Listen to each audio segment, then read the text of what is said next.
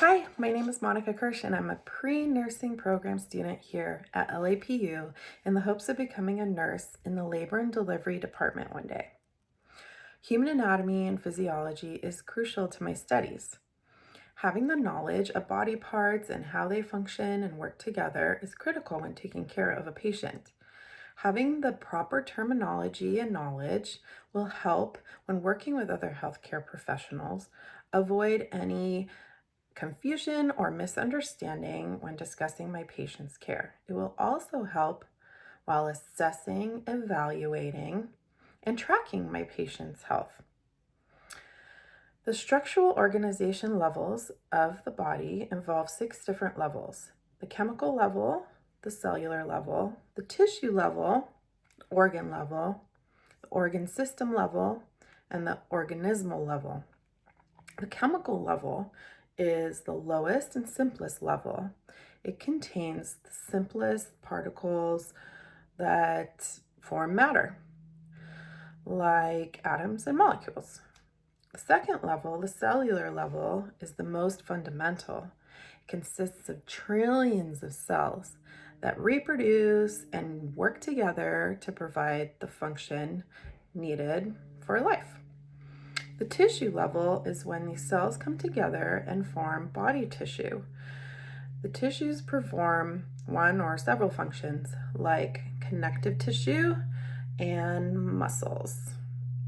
The organ level is when 2 or more tissues come together, form an organ, and provide support for a function, like the bladder, which consists of bladder with the smooth muscle and the skeletal muscle.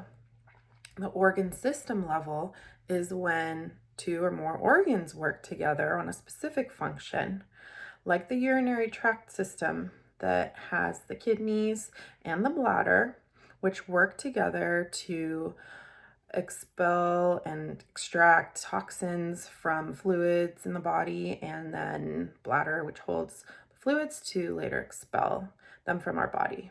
The organismal level is when all these organs work harmoniously together to support the needs of the independent organism, which is our body. In 1 Corinthians 12:22, on the contrary, the body parts that seem weaker are indispensable. This correlates well with our study of the structural organization levels of the body, because when looking at the chemical level, we have the tiny cells that seem so weak and vulnerable, yet are the integral part of the entire system. So without those tiny, tiny, weak cells, our body would not exist and would not be able to function. In relation to that, the weaker members, perhaps with less faith in a church, are still an integral part of the church and followers of Christ, because the weak with the strong joined together make up the body of Christ, which is the leader, the independent organism. Human anatomy and physiology is so interesting. I still have so much to learn about body functions and organs and tissues and cells, and I look forward to doing so. Thank you so much for listening.